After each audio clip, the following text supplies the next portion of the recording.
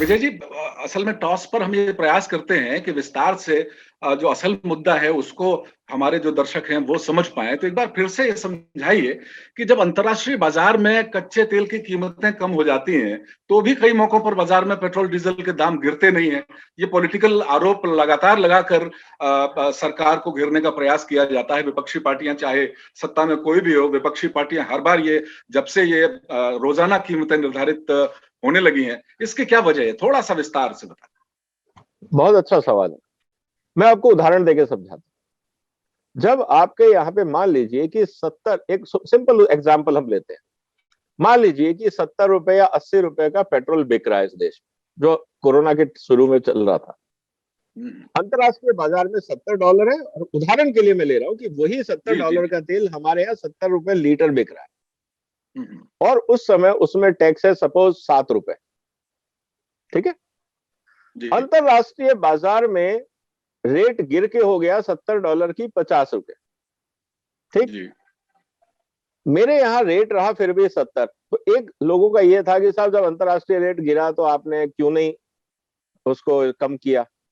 हुँ, हुँ। भारत सरकार ने ये सोचा कि लोग 70 रुपए दे रहे हैं और कोई बहुत ज्यादा विचलित नहीं है, तो जो अंतरराष्ट्रीय बाजार में रेट गिरा है और उसका रेट अब जो 50 रुपए हो गया, तो क्यों ना हम उसके अंदर, पहले हम 10 रुपए टैक्स ले रहे थे, अब उसमें 20 रुपए हम और जोड़ देते हैं। हुँ, हुँ। तो वापस पेट्रोल का रेट तो 70 ही रहेगा, पेट्रोल के रेट को हम नहीं छेड़ रहे हैं, लेकिन हमें टैक्स रेवेन्यू जो 10 रुपए मिलता था अब 30 रुपए लीटर मिल जाएगा। ज़्यादा हम मिलेगा, उस ठीक, 30 ठीक रुपए बात। लीटर से कहीं ना कहीं सड़क बनवा देंगे, हॉस्पिटल बनवा देंगे, मनरेगा करवा देंगे, जो भी करना है बाकी काम कर लेंगे। हुँ, रेट हुँ। और गिर गया। रेट गिर गया, मान लीजिए कि 50 का 30 हो गया, आपने फिर भी रेट 70 रखा, आपने जी। 20 रुपए और टैक्स बढ़ा दिया, तो कंज्यूमर को तो 70 ही देना पड़ा। हुँ, कस्टमर हुँ। के लिए ना कम हुआ ना ज्यादा हुआ, सरकार का रेवेन्यू बढ़ता गया। जी, उस जी। पे सरकार ने क्या किया कि सरकार ने कहा पहले हम 10 रुपए कमाते थे या 50 रुपए कमा लेते हैं। हुँ, और हुँ। वो पैसा जो टैक्स से इकट्ठा हुआ वो आपका कहाँ जाएगा, किसी ना किसी देश में ही लगना है, चाहे सड़क में जाए, चाहे डिफेंस में जाए, चाहे कहीं और इस्तेमाल हो, कुछ ना कुछ तो यही होना है। कोई जेब में रख के तो बाहर जा नहीं रहा। सही बात। यहां तक तो बात ठीक थी कि ना कस्टमर पे प्रेशर पड़ रहा था और सरकार को रेवेन्यू मिलता जा रहा था। हुँ, हुँ। अब क्या हुआ, अब बाजी बाजी पलट गई। अब जो दाम पहले $70 का था मान लीजिए, अब वो दाम बढ़ के हो जाता है 100। जी, अब जी। अगर आप उस पे 10 रुपए भी टैक्स लगाते हैं तो आपकी कॉस्ट ऑफ प्रोडक्शन बैठ जाती है 110। अब आपके पास ये है कि क्या मैं 70 रखूं तो 40 रुपए कौन देगा। बिल्कुल, बिल्कुल। तो आपने क्या किया कि उसको कर दिया मार्केट लिंक, कि भाई अगर बढ़ता है तो मार्केट लिंक, घटता है तो उसमें सरकार अपना एक्स्ट्रा टैक्स ले लेगी। हुँ, हुँ। तो उससे ये हुआ कि जब तेल के रेट बढ़ने लगे तो कंज्यूमर के प्राइस बढ़ने लगे। बिल्कुल। तो सरकार ने कहा कि भाई रेट क्यों बढ़ रहे हैं, तो सरकार ने कहा जी ये तो मार्केट लिंक्ड है। हुँ, लेकिन हुँ। लोग ये कहते हैं कि जब नीचे गिर रहा था तब मार्केट लिंक क्यों नहीं था। ये है बिल्कुल, कंट्रोवर्सी। बिल्कुल। तो लेकिन अब ये है कि देखिए दोनों बातें हमें सोचनी पड़ेंगी। एक बात तो हमें सोचनी पड़ेगी कि साहब ये बात सही है कि 100 रुपए पेट्रोल सबको चुभेगा, किसी को भी चुभेगा। जी। अब सरकार की दुविधा हम ये समझ रहे हैं।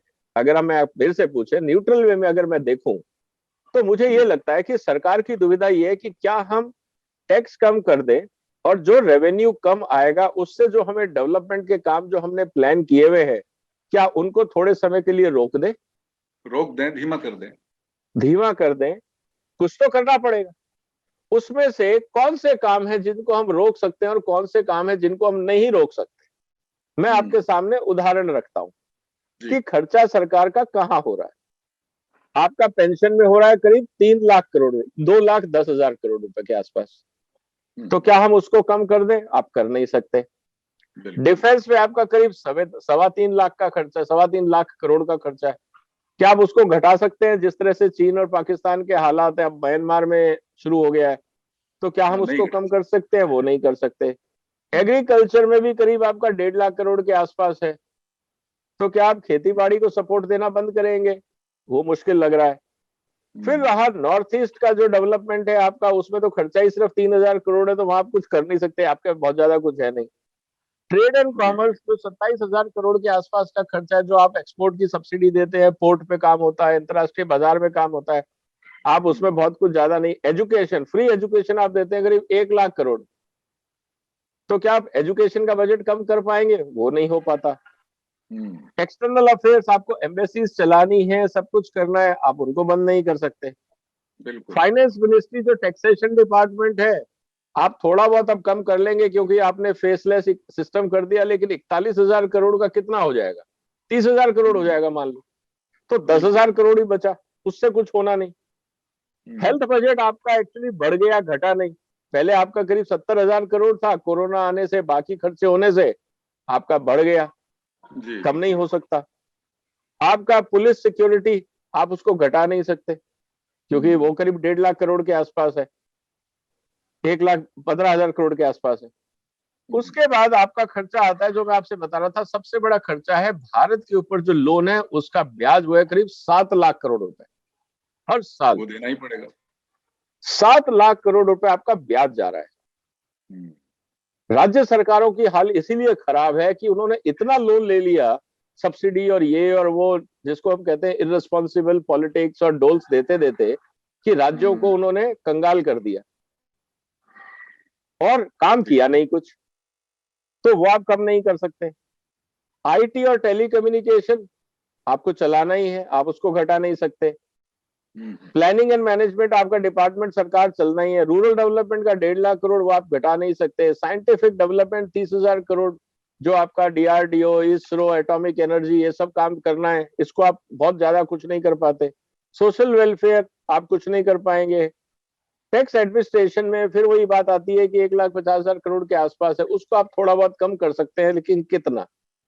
फिर करीब 2 लाख करोड़ रुपए स्टेट्स को आपको ट्रांसफर करना है, वो आप घटाएंगे तो स्टेट्स परेशान होंगे, वो आप कर नहीं सकते। फिर आपका टैक्स का दायरा तो बढ़ाया जा सकता है। मैं वही आ रहा हूँ, मैं इसीलिए कह रहा हूँ ताकि जनता जो सुन रही है उनको क्लियर हो जाए कि सरकार की मजबूरी कहाँ है। बता रहे हैं आप, बहुत ज्ञानवर्धक जानकारी दे रहे हैं आप। फिर ट्रांसपोर्ट पे खर्चा आपका करीब 1,70,000 करोड़ के आसपास है, चाहे वो आप हाईवे बनवाइए, सब कुछ करिए। फिर हमारे किसान भाई कहते हैं नहीं नहीं, टोल नाके बंद करो, तो पैसा कहाँ से आएगा? आप वो भी बंद कर दो तो फिर आपको कल को कोई लोन भी नहीं देगा हाईवे बनाने के लिए। यूनियन टेरिटरी, आपके जो राज्य के, जो केंद्र सरकार के अधीन यूनियन टेरिटरीज है, जैसे दिल्ली है, दिल्ली में पुलिस का खर्चा है, बाकी जगह के खर्चे हैं। होम मिनिस्ट्री में आपका अर्धसैनिक बल है, उनके खर्चे हैं, ये सब का पैसा आप रोक नहीं सकते। अर्बन डेवलपमेंट, जिसको आप कह सकते हैं कि हम मेट्रो का खर्चा दे रहे हैं, हम राज्य सरकारों को सपोर्ट कर रहे हैं, कहीं पे स्वच्छता के लिए, पानी के लिए, सिक्योरिटी के लिए, सीसीटीवी कैमरे के लिए, जो भी आप अर्बन डेवलपमेंट की बात कर रहे हैं, 50,000 करोड़ वो है।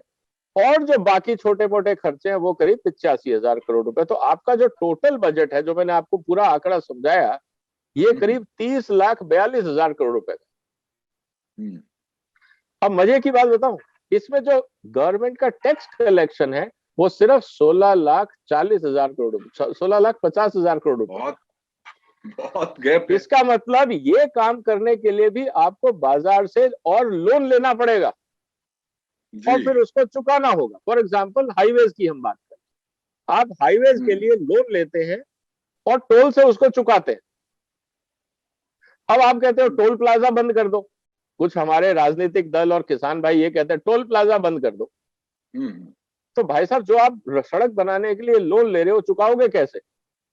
ठीक बात। फिर आपके या तो दवाई का पैसा कटेगा या आपकी एजुकेशन का पैसा कटेगा, किसी को तो कम देना पड़ेगा, क्योंकि आप सड़क तो बढ़िया चाहते हो, वर्ल्ड क्लास, लेकिन उसका खर्चा नहीं देना चाहते। तो मेरा ये कहना है, हिंदुस्तान में हमारे राजनीतिक लोगों ने, जिसको मैं कहता हूं कि हर पॉलिटिशियन ने हिंदुस्तान के हर आदमी को टेक्निकली करप्ट बना दिया कि तुम चिंता मत करो, हम सब कुछ तुमको फ्री देने का इंतजाम करेंगे।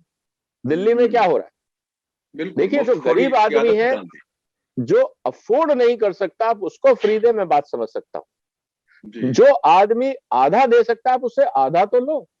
जो आदमी 20% दे सकता है, आप उससे 20% तो लो।